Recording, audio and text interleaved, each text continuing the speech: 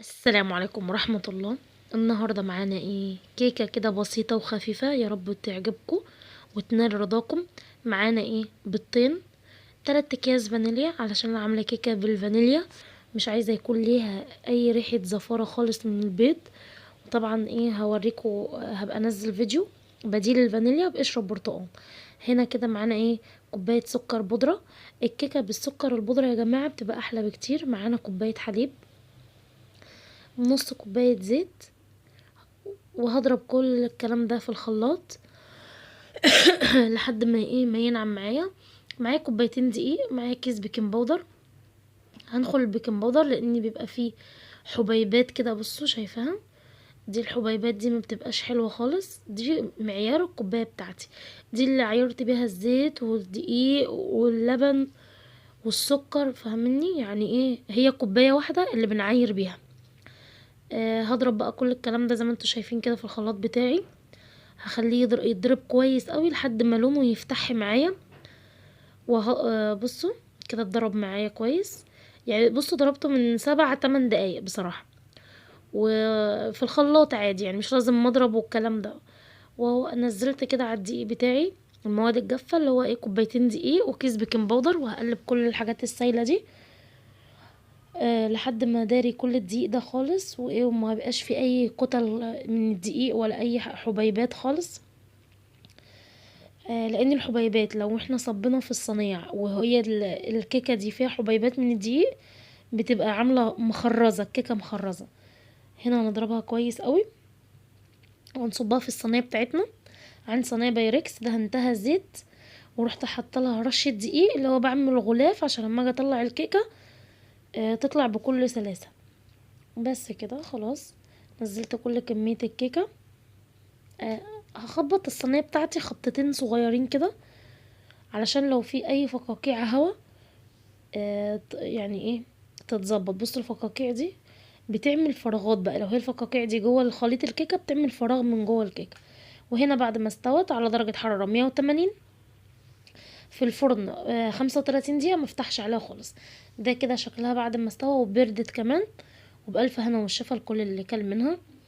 ندخل بقى هنا ايه، نعمل ايه، صوص البيستاشيو. احنا عندنا ايه، فستق.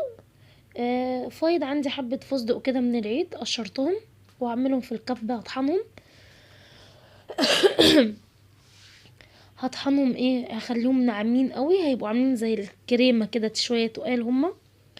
لاني بصوا، لان الفستق بيبقى فيه زي زيوت، بصوا بقى عاملة زي العجينة. ده كده ايه، الفستق بتاعي بعد ما ضربناه في الكبة بتاعتي بقى بالشكل ده. هنا هنعمل حليب المكثف.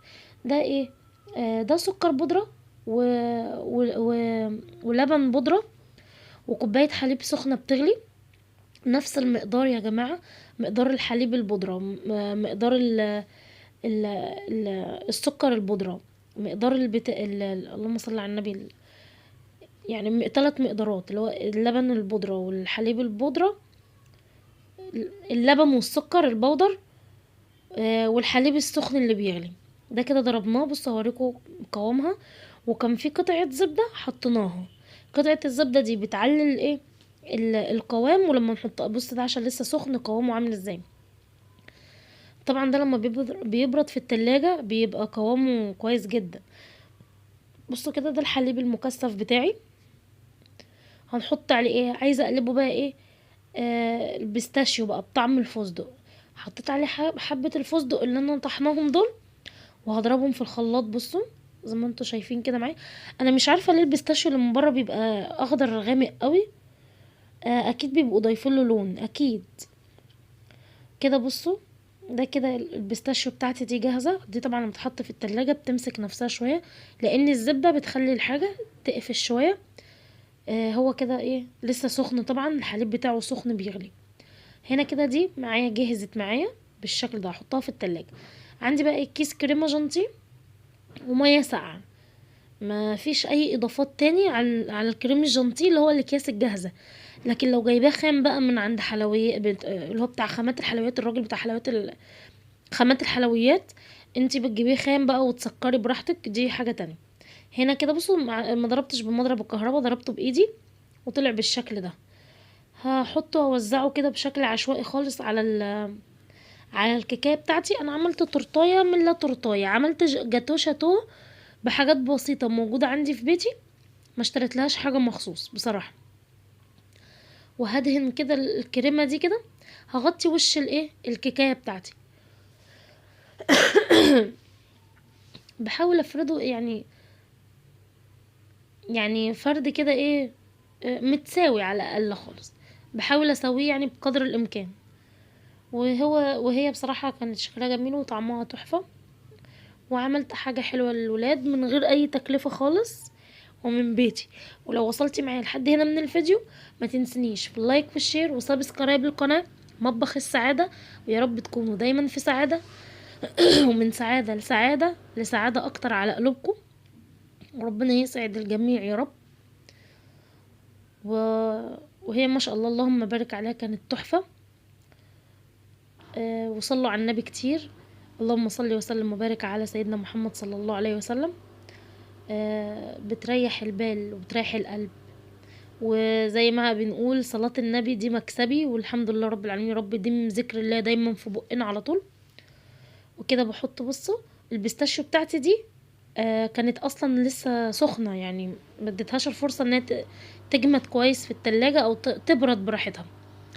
فانا كنت بصراحة عايزة انجز بقى.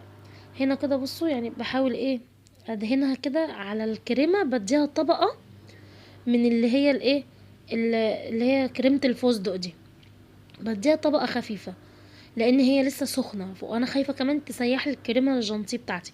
بس الحمد لله يعني ما سيحتهاش ولا حاجة. طبعا انت هتشوفي كل حاجة معايا في الفيديو. وبألف هنا والشفا. بصوا بقى هعمل حاجة كده بسيطة خالص. ده كريم كراميل عادي جاهز. بصوا اديه خطوط كده دواير، يعني اشكال عشوائية، اللي هو اديها شكل بسيط واكسر الكرومبة الخضار ده يعني. بصوا حاجة بسيطة كده وفي نفس الوقت ادت شكل حلو. بس كده بقت عاملة زي قريبة للطرط اللي هي بتبقى شكلها صخري شوية. هي مش قوي يعني، بس يعني بامكانياتنا اللي في البيت ما شاء الله تحفة. وبألف هنا والشفا لكل اللي كل منه. وهنا كده زي ما انتوا شايفين معايا.